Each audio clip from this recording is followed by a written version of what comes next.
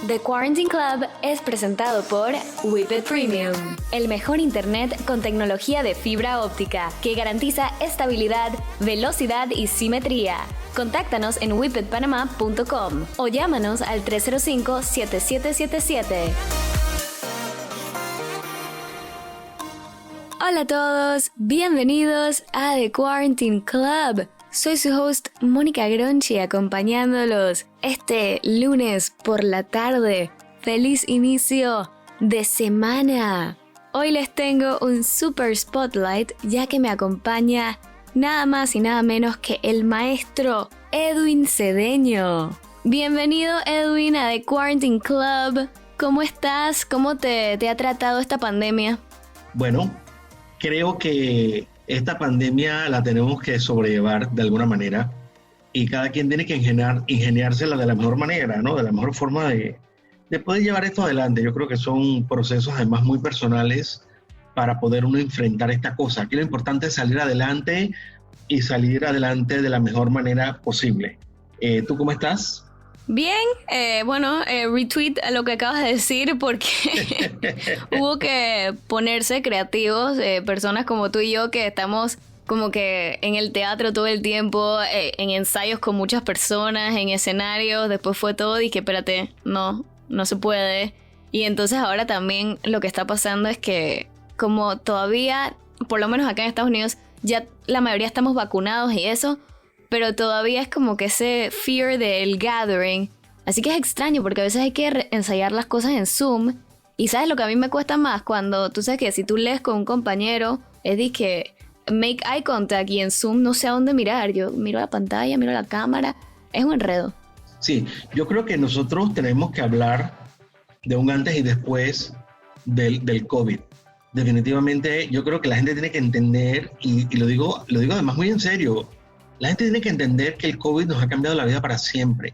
Y yo creo que hay muchas cosas, en términos de valores, que tenemos que sopesar. Aquellas cosas que antes nos preocupaban, nos van a seguir preocupando igual. Yo creo que hay un cambio y debemos migrar porque yo creo que en eso nosotros como especie humana vamos a sobrevivir, en esa capacidad de adaptación ante los cambios que nosotros no podemos controlar.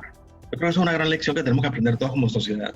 Sí, y bueno, adaptarnos, irnos adaptando a... Yo odio la frase nueva normalidad, ya no me gusta. Hay que adaptarnos. Sí, la nueva normalidad es una anormalidad. Y lo de la máscara es otra cosa, ¿eh? de que aquí dijeron que ya todo el mundo que está vacunado se puede quitar las máscaras. No, o sea, yo estoy vacunada, pero aquí la gente... Tú sabes, como que y esa persona se la está quitando. Yo no sé si está vacunado, qué seguridad tengo. Entonces, como este feeling todo raro, no sé. Sí, yo creo que estamos en un momento demasiado incierto. Y eso aplica para todos los aspectos de la vida. El tema de las vacunas creo que es un paliativo inmediato ante una pandemia tan fuerte como esto. Pero creo que no hay 100% seguridad de nada. Entonces, ese margen que queda... no sé cuánto sea el margen, 2%, 5%, es lo que realmente nos preocupa, ¿no? Pero bueno, vamos a tener que esperar e ir avanzando y adaptándonos conforme avanza cada día, porque cada día va a traer además sus propias características, sus propias condiciones, sus propios miedos, sus propias victorias, por así decirlo. Qué sé yo, nos va a tocar vivir el día a día en este momento. Es como siempre en teatro, be in the moment, así mismo. Así es. Deberíamos estar nosotros súper preparados, live in the moment. Así es, pero yo creo que no, que todo esto nos agarró tan imprevisto, ¿no?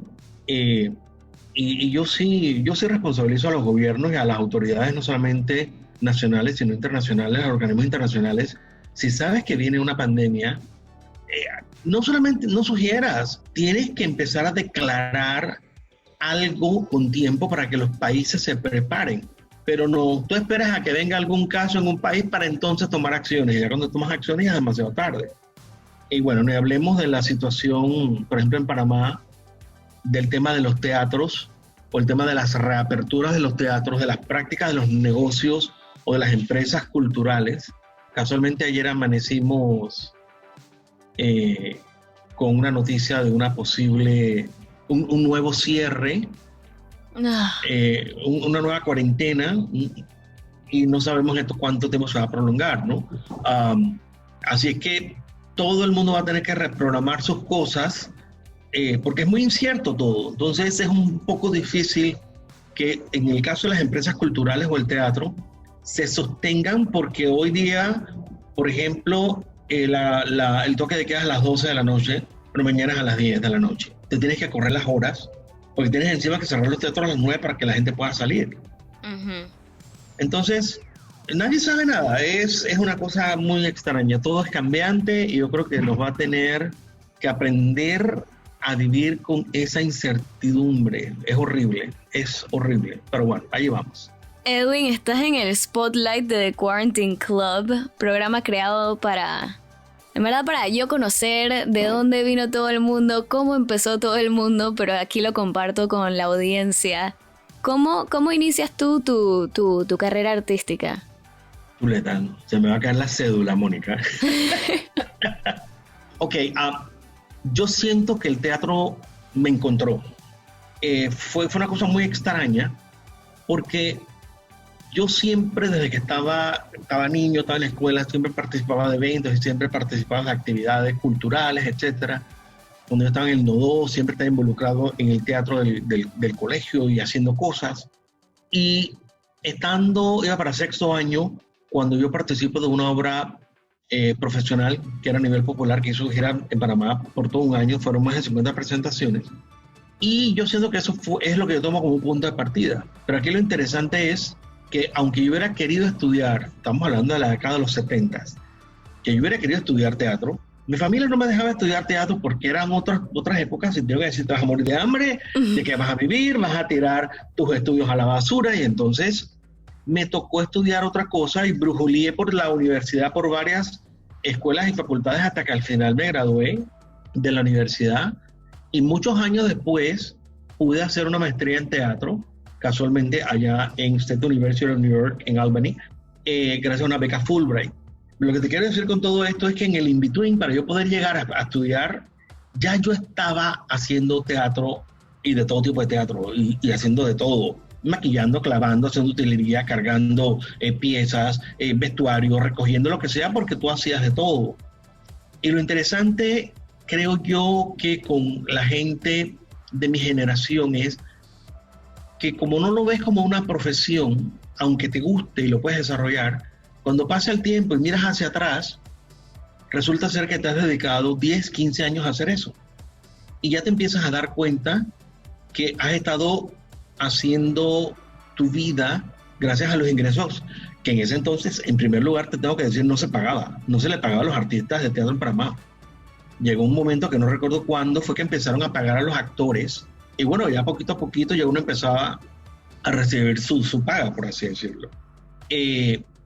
Pero sí es eso, te das cuenta, miras hacia atrás, tienes 15 años de estar haciendo teatro, y digo, wow, esto ya no es un hobby, ya esto definitivamente ha marcado mi vida, y ahí es donde ya yo recibo la invitación para la beca Fulbright, y yo tenía que tomar la decisión de, me voy hacia el área de teatro, que es lo que me gusta y es lo que estaba haciendo, o continúo lo que también estaba haciendo, que era trabajar en producción publicitaria, e irme a la parte de una maestría, por ejemplo, en producción de cine y televisión.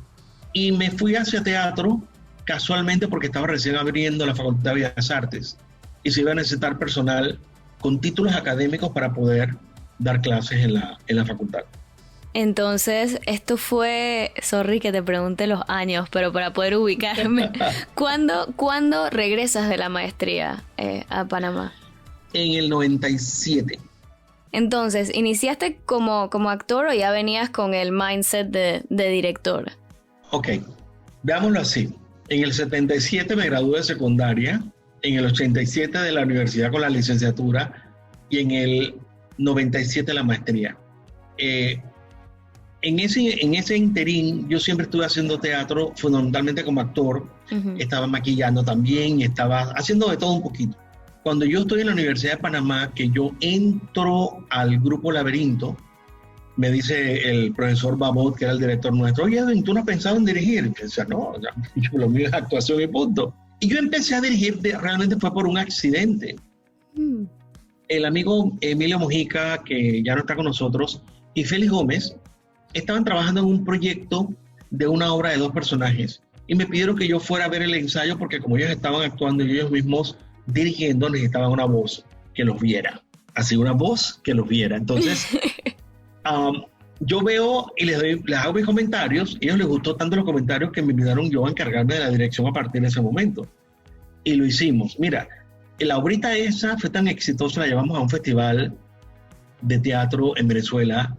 Tuvimos standing ovation todos los días. La llevamos después de ir a Costa Rica. El autor era Tico, tuvimos intercambios y entrevistas con el autor, conversatorios. Un éxito total, una obrita sencilla, no te puedo explicar. Dije yo, oh wow, parece que tengo talento para la dirección. Entonces, poco a poco, yo empecé a migrar hacia la dirección en conjunto con producción. Hice El Inspector de Gogol, que es un clásico ruso siglo XIX. Hice el Bar Tokio de Tennessee Williams.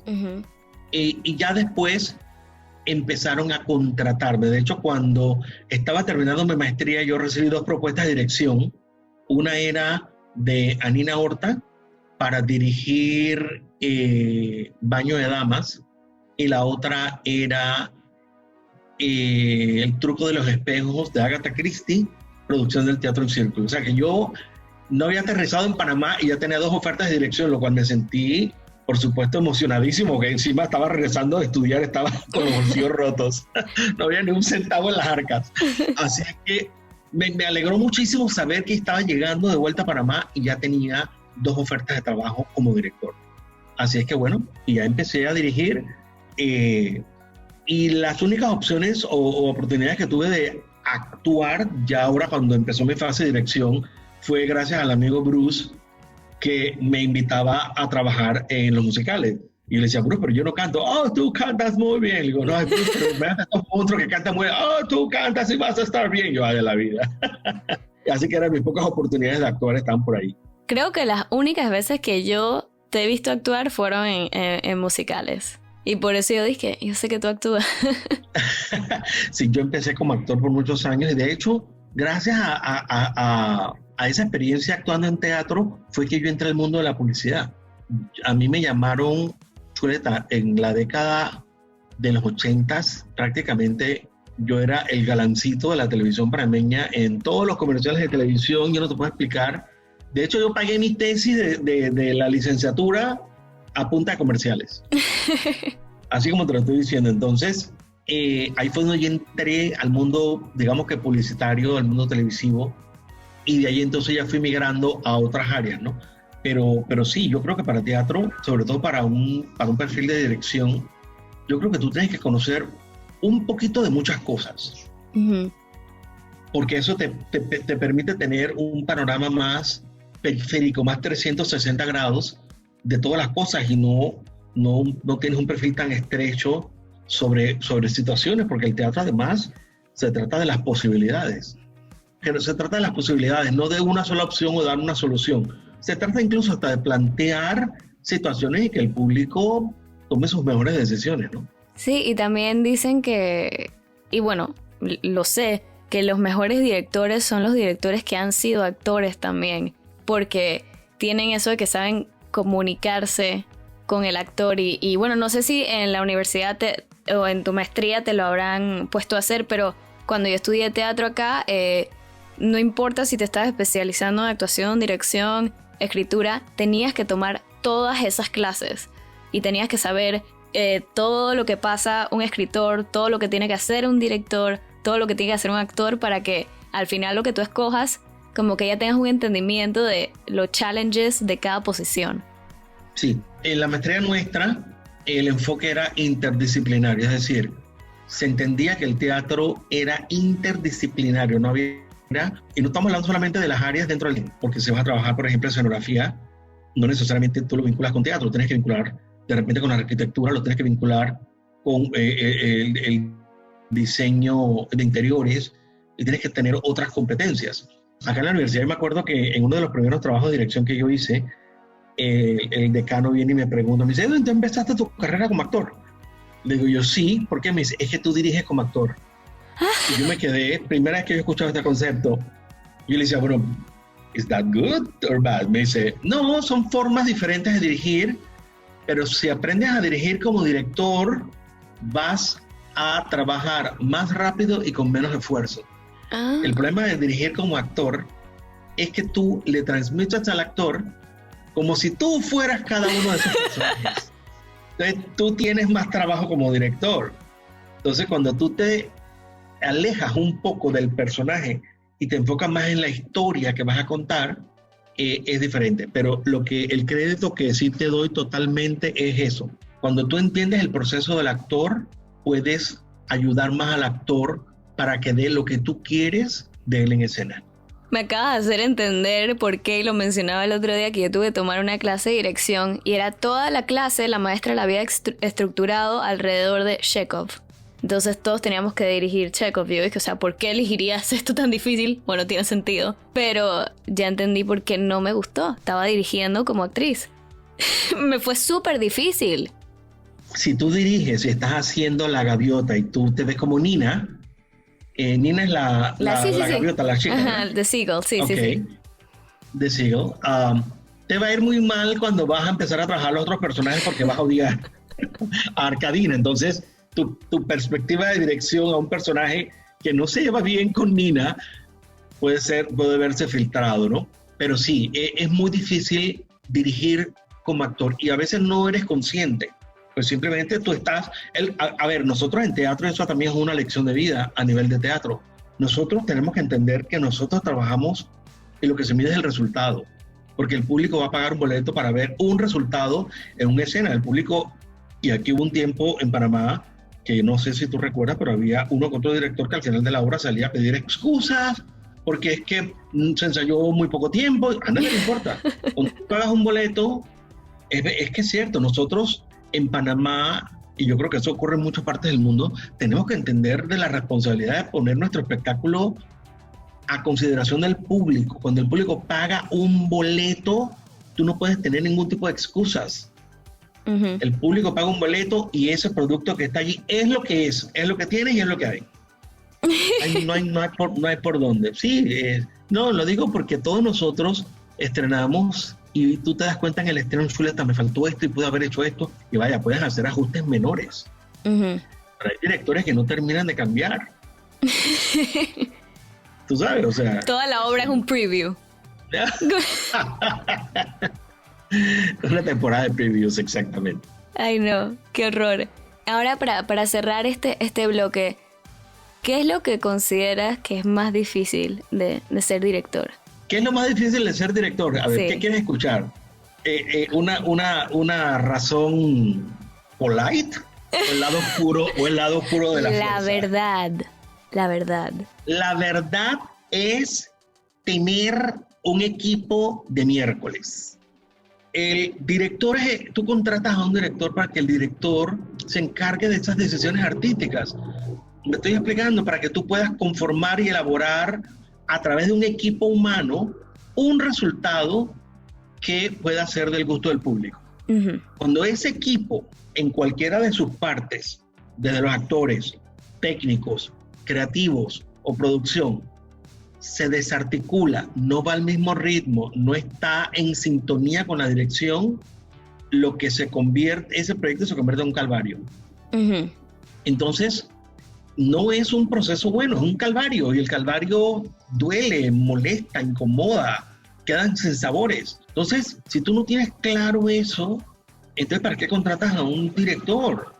Uh-huh.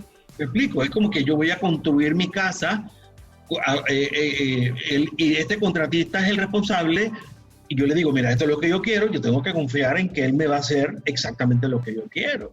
Uh-huh. Y punto, pero yo no puedo estar... ¿Qué pasa si el contratista tiene gente que no le pinta bien? Vienen los problemas. ¿Qué pasa con el que no clava bien? Vienen los problemas. ¿Qué pasa si yo, que soy el dueño, voy y cambio de decisión? Le digo, ay, no, tómame esa para y ponme otra. Entonces no te puedo entregar en el tiempo. Pero todo empieza a transformarse. Eso para mí es lo más complejo con lo que un director se puede encontrar. Por eso es que todos los directores o los grandes equipos estos, siempre pienso en Hollywood, para ponerlo así, trabajan siempre con las mismas personas. Siempre las mismas personas. Yo estoy anuente a trabajar con personas nuevas y porque creo que somos responsables nosotros mismos del relevo generacional y de preparar gente. Y he tenido la mala suerte que aquellos que siempre están detrás de mí, quiero trabajar contigo, cuando trabajan conmigo, es para matarlos. Es para matarlos porque se convierte en un calvario. Entonces, yo sí creo que debemos trabajar en comunión. Es decir, tú trabajas con tu staff creativo. Ese staff creativo es, digamos que, tus pilares para tu proyecto. Y ahí es donde tiene que haber una comunicación abierta, directa, franca, no solamente comunicación de hablar y comunicarse bien, sino además entender y que puedan leer al director, puedan interpretar el mundo del director, porque ese universo del director es el que se va a proyectar a través de los bailes, a través del canto, a través de la escenografía, a través de la actuación, a través de la producción en general. Mira, yo he visto tantas obras tuyas. Bueno, yo crecí en La Cuadra, tú estás anuente de eso. Yo estaba todo el tiempo en La Cuadra. Tuviera ensayo o no, estuviera en obra o no, ahí estaba paseando y viendo obras, así que recuerdo ver muchísimas de tus obras y bueno, el otro día conversaba, no el otro día, hace meses conversaba con Joshua Manopla y estábamos hablando de Bent y yo dije, bueno, no puedo hablar al respecto porque Edwin no me dejó entrar. Recuerdo también que a veces me decías qué podía ver y qué no podía ir a ver y bueno, no, por tu culpa no vi Bent. Yo sé, te perdiste de una obra fabulosa. Exacto. Ahí tienes un motivo para odiarme el resto de tu vida. Bent, de hecho, es una de mis obras favoritas, por todo lo que representó. Era una obra muy difícil, y te lo voy a contar de esta manera. Cuando a mí se me ofrece, estaba hablando con Tommy Guardia, que estaba produciendo en ese entonces, me dice, mira, tengo esta obra, vamos a ver. Cuando yo la veo y la leo, digo, wow, a mí me tocó estudiar mucho acerca de la situación que trataba la obra. Y lo más interesante era, imagínate que esta obra de Martin Sherman, lo que cuenta la obra son los campos de concentración nazi y el trato hacia los homosexuales. Entonces, ¿qué tiene eso que ver con la realidad? Imagínate que cuando termina la guerra, que desmantelan los campos de concentración supuestamente y liberan a los judíos y a varios prisioneros, los homosexuales siguieron siendo prisioneros porque era considerado un delito. Y esa parte de la historia nunca se había contado. No, mira, ahorita que yo sabía que Ben tomaba lugar en Segunda Guerra Mundial, pero pensé que era durante el... ¡Wow! Sí, bueno, era durante porque había, si te acuerdas, en Ben, había no solamente homosexuales, habían prisioneros políticos y habían judíos. Uh-huh. Entonces, eso se toma durante la Segunda Guerra Mundial. Pero ¿qué ocurre? Que el que cuenta, o cuando se empiezan a contar esas historias, es a raíz que creo que después que termina la guerra, 10 años después que termina la guerra, te estoy hablando tal vez en la década de los 70s, es cuando liberan a los prisioneros. ¡Wow! Y cuando liberan a los prisioneros, tú te imaginas, tú no sabes dónde estás, tú no sabes cómo ha cambiado el mundo, tú no sabes si a ti te van a linchar por quien tú eres, tú no sabes nada. Entonces tú entras como en una especie de limbo hasta cuando te empiezas a reconectar con la vida, con tus familiares, con amigos, y te das cuenta que tú puedes contar esta historia.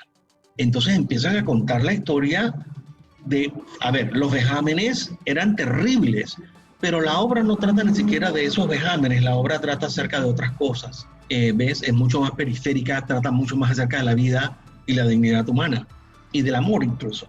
Y era una obra dura, difícil, era muy difícil. Esa obra le metí mucha cabeza, no te puedo explicar, encima en una sala como la sala Gantes, que era un escenario pequeño y pasaban muchas cosas. Mira, casualmente la semana pasada estaba hablando yo con Isabel Castrillón y con las otras compañeras que tenemos, Braitzila, allá en la estación. Estaban hablando de Bent como una de las obras que decían Isabel, no paraba de llorar y al final la gente salía a saludar al elenco y era como si fuera un cortejo fúnebre dando el pésame. Pues la obra era tan dura y al mismo tiempo tan sensible y le metimos mucho cariño a esa obra. Y bueno, gracias a la gente que empezaron a contar esa historia, se pudo saber de esa parte tan terrible de la historia humana, ¿no? ¿Y la volverías a hacer? Por supuesto. Estaba hablando con Rogelio y con Carlos Caballero, casualmente, porque hice un post que tenía que ver con Ben y con la diversidad, etcétera. Y les dije, ¿cómo están esos cuerpos, chicos? Vienen Ben de nuevo. Y ya los dos dijeron, espérate, vamos para el gimnasio. Porque la obra tiene un desnudo masculino completo y tiene 2 desnudos parciales. Sí, Rogelio estuvo por acá y recuerdo que él lo comentó y le hice la misma pregunta si la haría. No, él dice, sí, pero tengo que ir al gimnasio. Exacto. Por el desnudo completo es que tú no pudiste entrar a ver la obra, mi querida Mónica, estás muy chiquita. Bueno, para la próxima estaré ahí el día que abre. Para la próxima obra te espero en primera fila viendo los desnudos. ¿Cuál ha sido otra obra? Bueno, qué bueno que te pregunté por esa, que es una de tus favoritas. ¿Cuál otra tienes como que ahí arriba? Sí, son como pares.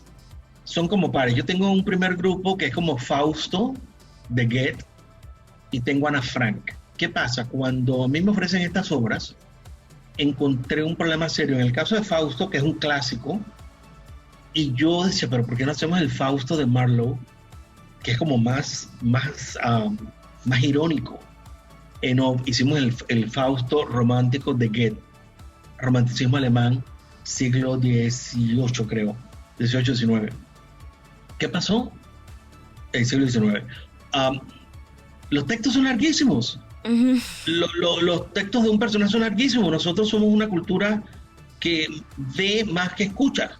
Entonces me tocó hacer una adaptación enorme para poder que fuera accesible a un público como el nuestro cuando era la primera vez que se montaba Fausto en Panamá. Uh-huh. El resultado, yo quedé maravillado. Yo quedé gratamente maravillado de cómo esa obra tornó en algo muy bueno. Y Ana Frank tuvo un reto similar. Cuando tú haces una obra que la gente conoce, a ver, ¿qué sorpresa hay? Todo el mundo sabe la historia de Ana Frank. Tú vas a montar a Ana Frank y la gente sabe el final.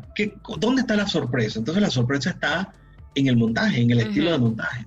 Así que a esa fue otra obra que le metí mucho coco de cómo voy yo a impresionar al público a nivel de montaje. Uh-huh.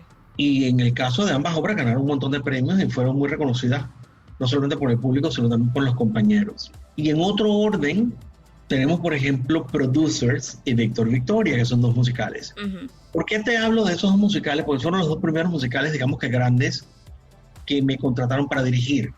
Quiero aprovechar para comentar algo aquí. Mira, una primicia para The Quarantine Club. A mí me ofrecieron trabajar en musicales y yo siempre me negué a dirigir musicales porque Bruce estaba dirigiendo musicales y en ese entonces el mercado era muy chiquito. Y yo decía, ¿para qué voy a empezar a dirigir musicales si es un nicho que Bruce tiene y no hay mucho mercado para? Y cuando yo acepté Víctor Victoria, por ejemplo, que fue la primera obra, la acepté porque Bruce dijo que no. Bruce dijo que no porque dijo, estoy muy viejo, eso es muy complicado. Entonces, cuando me hablan a mí, yo por supuesto que yo no podía darme el lujo de decir, eso es muy complicado. Sí, lo hago. Bueno, casualmente para poder hacer Víctor Victoria, que fue producción del Teatro en Círculo, yo les dije a ellos que para poder hacerlo, había que remodelar el escenario y lo hicieron. Ahí se tumbaron paredes, uh-huh. Se tumbó la pared lateral y se hizo una abertura enorme. La oficina se cambió de lugar porque si no, no podíamos hacer Víctor Victoria en el escenario. Y como después venía Producers, nos vimos beneficiados porque Producers, parte del problema de Producers es que cada personaje o cada actor, tiene que hacer como 12, 15 personajes cada uno. Sí. Más todos los cambios escenográficos. O sea, tienes un caos en backstage y obviamente el Teatro en Círculo no tiene, bueno, los teatros nuestros no son teatros, digamos que de espectáculos, excepto la Nayansi, porque hasta tampoco el Nacional tiene mucho espacio atrás uh-huh. para poder almacenar escenografía y que haya espacio para las correderas que se forman backstage. La corredera, horrible. Así mismo es. Así que esas son, digamos que mis obras que tienen algún tipo de conexión conmigo. Por supuesto que cada obra y esto lo tengo que decir aunque sea una cliché, cada obra es un hijo tuyo. Tú tienes hijos mal portados y tienes hijos bien portados, tienes hijos malitos y tienes hijos buenos, pero son tus hijos y todos tienen un nexo contigo. De hecho, también me acuerdo de 39 escalones, que Tirsa cuando me la da, yo la leo y le digo, Tirsa, ¿pero tú por qué me das esta obra? No entiendo. Y después me explica, no, es que esta obra tiene una tradición de montaje, yo no sabía, y cuando veo lo que hace un grupo casualmente de Inglaterra, es que agarra estas obras que vienen casualmente del siglo XVIII, siglo XIX, que eso es algo que nosotros tenemos también que explorar, que son obras como de 16, 20 personajes, y hacen que esas obras solamente sean actuadas por 4 actores. Entonces vuelves a tener un dinamismo muy interesante con actores multiplicando roles, aparte de que expone la teatralidad al público. Entonces no hay nada oculto. Y encima está llena como de errores. Y todo el público lo ve. Entonces, un melodrama se convierte en una comedia contemporánea fuera de serie, precisamente por el estilo del montaje. Así que 39 escalones fue una obra más divertida. Que el proceso fue gratamente recordado, y sí estamos hablando de montarla otra vez, Mónica, para adelantarme a tu pregunta. Sí, por aquí estuvo Juancho y habló de esa obra también. Quiero decirte que una de mis favoritas, de tus hijos favoritos, fue Divorciadas, Evangélicas y Vegetarianas. O sea, ya ellas 3 pasaron por aquí también y a todas les pregunté del tema. Y bueno, sabemos que a ellas les encanta actuar juntas, a ellas 3. Ahora estás dirigiéndolas nuevamente, ¿no? Exacto. Es una versión, una obra de Isabel Burgos, una versión, digamos, que de las vegetarianas. Y sí, cuando hicimos las vegetarianas, esto fue también muy interesante. Quiero que sepas que yo no fui la primera opción de director. Yo fui la segunda opción de director. Y cuando yo agarro la obra me pareció divertidísima. Por ejemplo, toda esa parte del exorcismo no está en la obra. Me dijo en Isabel. Entonces, bueno, vamos a jugar. Y lo que me encanta de estas mujeres, ellas me lo dicen y me lo reclaman. Y me lo reclaman, pero vuelven y caen. Ahí tenemos de nuevo el ejemplo, ¿no? Que estamos trabajando juntos otra vez. Porque, a ver, las llevamos como a un límite. Y casualmente cuando tú llevas a un actor a un límite, en términos de explorar otras áreas, y sales de tu zona de confort, empiezas a jugar y el teatro ya se convierte en otro elemento enriquecedor para ti. Ya encuentras otras cosas, encuentras otros mecanismos, te das cuenta de otros trucos y empiezas a jugar a otro nivel. Y eso es lo que hicimos con esta obra también con Bridezilla. Vamos a cambiar un poco los parámetros de ellas, porque si no pasa mucho, tú te acostumbras a actuar. Y seamos honestos, ahora mismo en esta cuarentena que estamos, no hay mucho tiempo para crear, no hay mucho tiempo para hacer muchas cosas. Aquí lo que hay que hacer es tratar de montar obras sencillas y rápidos y fáciles, porque tenemos que tener los teatros abiertos y ofrecer algo al público, algo que tenga un nivel de calidad, pero no podemos dedicarle 3 meses de ensayo, porque cuando terminan los 3 meses de ensayo te cerraron el teatro. Sí, cierto. Entonces hay una inmediatez que ahora tenemos que enfrentar nosotros, ¿no? Así que sí, tenemos que hacer obras cortas y que sean además procesos divertidos y entretenidos, para que no, encima de eso ya los procesos, como tú bien estás diciendo, que si estás ensayando por Zoom, que si estás haciendo lo presencial, y encima tienes que trabajar con la vulnerabilidad del actor, que a fin de cuentas sigue siendo una persona que también está pasando por sus propios asuntos. Así que no es fácil, mi querida Mónica. Y bueno, me imagino que como director has podido presenciar desde otra perspectiva. Casi siempre le pregunto a los actores que cuál ha sido su peor o most awkward moment on stage. Pero tú cuando estás viendo tus obras me imagino que has debido presenciar varios. No sé si tienes algunos que nos quieras contar. Vamos a partir de la premisa de que los bloopers para un director son pesadillas. Cuando esto ocurre, no es gracioso y lo queremos olvidar porque se nos convierte en un fantasma que nos puede acechar por el resto de nuestras vidas, porque así te pasa algo terrible, vamos a suponer que se te cayó una lámpara en un estreno y le cayó un actor, tú no quieres recordar eso porque es como que chuleta, esto me va a pasar en otra obra. O sea, que nosotros somos un poco supersticiosos en este mundo escénico. Pero sí hay otros que sí podemos contar que son graciositos. Casualmente estaba hablando de eso recién. Hicimos un violinista en el tejado en el Teatro Nacional. ¿Sabes? Violinista es 1905, principios del siglo XX, Anatevka, un pueblito de Ucrania, Rusia, por allá, mucho frío, etcétera, época. Bueno, y por alguna razón estábamos en la función de la noche, la función nocturna era un sábado, creo, y después que nosotros terminábamos, había que desmontar la obra, porque al día siguiente, que creo que era domingo, había creo que una competencia de danza, y nosotros tenemos un piso falso y tenemos un montón de cosas. Bueno, yo estoy acá en cabina, viendo el show, atendiendo los cues y todo este tipo de cosas. Y de repente estamos en la escena del mercado, del pueblo, que está un montón de gente, y yo veo stage left, una persona con ropa contemporánea en el escenario. A mí siempre me han dicho que yo soy la persona más veloz para ir desde front of the house a backstage. Yo no te puedo explicar, yo estaba en el segundo piso del Teatro Nacional, la velocidad con la que yo corrí y agarré a la persona, metí mi mano por el bastidor, por la pierna, por la pata, y lo jalé. Y por supuesto que después de eso fue la repucheta no es palabra suya, creo. Y después backstage, ¡ay, ya la vida! Después nos poníamos de la risa, porque ¿qué pasaba? Nos reíamos porque la persona entró al escenario del equipo que iba a desmontar la obra, en la escenografía, perdón, y entró al escenario pensando que estábamos en un ensayo o que nosotros, porque como él veía que la gente estaba haciendo el alboroto porque era la escena del pueblo. Y yo le decía, ¡ah, qué lindo! Él está viendo el teatro como se hacía en el siglo XVIII en el escenario, él tenía el mejor puesto. Él está en el escenario viendo el show y todo pasaba alrededor de él. Yo lo podía matar, yo no te puedo explicar. O sea, imagínate, todo el mundo vestido de época con un t-shirt, con jeans y con botas. Y él ni siquiera se volteó, dije, para ver si había un público ahí, nada. Jamás se dio por aludido. Él entró backstage y él fue derechito al escenario porque como él había que desmontar. Ay. Casi me muero, no. Y anécdotas hay miles. Pero lo que pasa es que las anécdotas, te digo, para nosotros los directores son pesadillas. Yo me acuerdo también un estreno de una obra casualmente que estaba haciendo una obra escolar.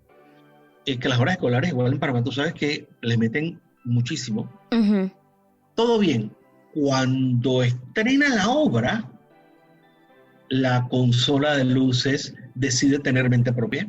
Y nosotros, tú sabes que hay que contratar equipo adicional para poder tener un lindo espectáculo.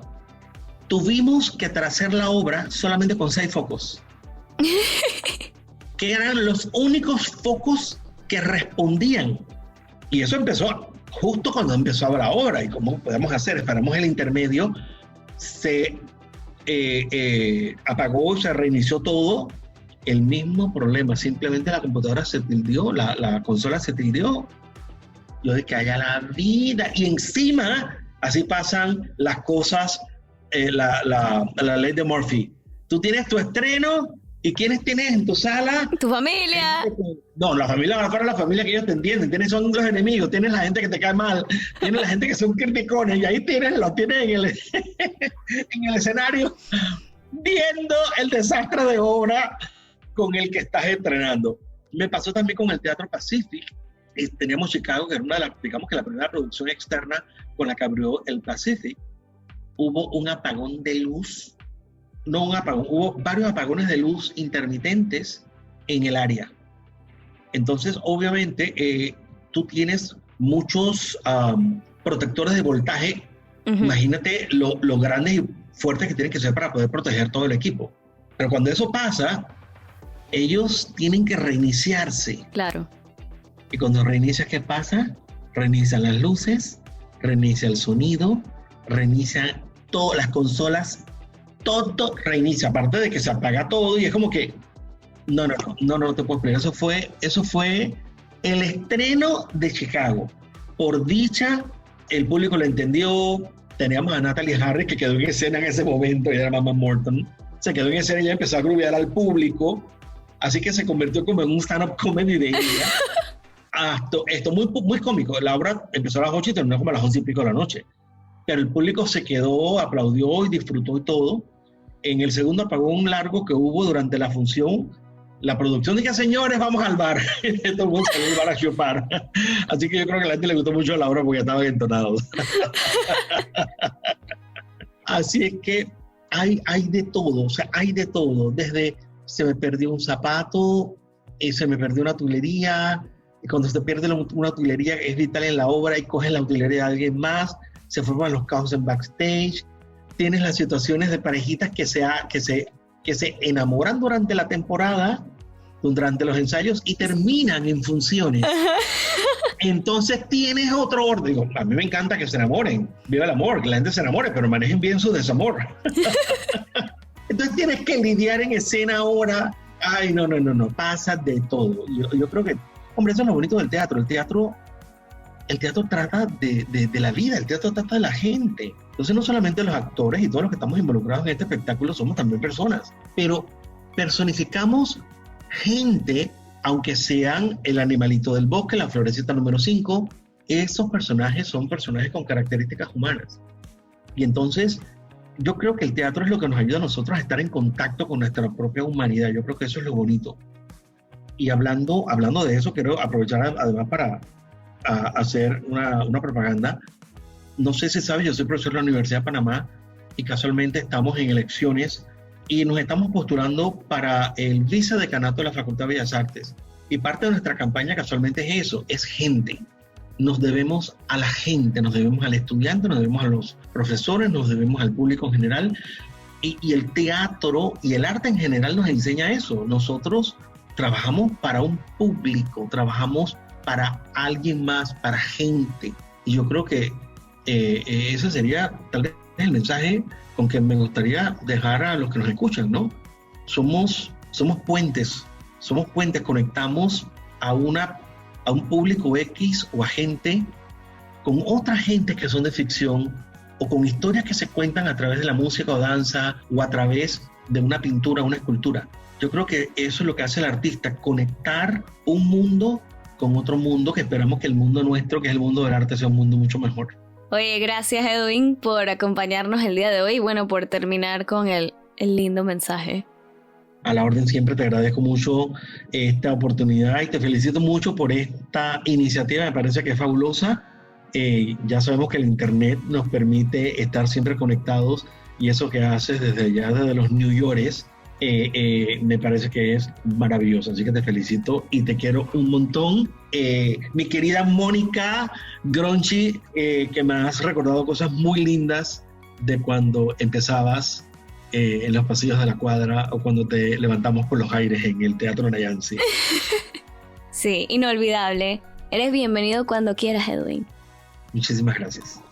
Gracias nuevamente a Edwin por acompañarnos el día de hoy. Y gracias a todos los que están en sintonía. Espero que hayan disfrutado de este Spotlight y recuerden que si quieren ir a escuchar otros Spotlights de The Quarantine Club, solo tienen que ir a YouTube, a la cuenta de Grada Radio y ahí podrán encontrar todas nuestras entrevistas. Soy Mónica Gronchi y me despido por hoy. Los espero mañana a las 3 p.m. con un super movie special. Que tengan una súper linda tarde. The Quarantine Club fue presentado por Whippet Premium, el mejor internet con tecnología de fibra óptica que garantiza estabilidad, velocidad y simetría. Contáctanos en whippetpanama.com o llámanos al 305-7777.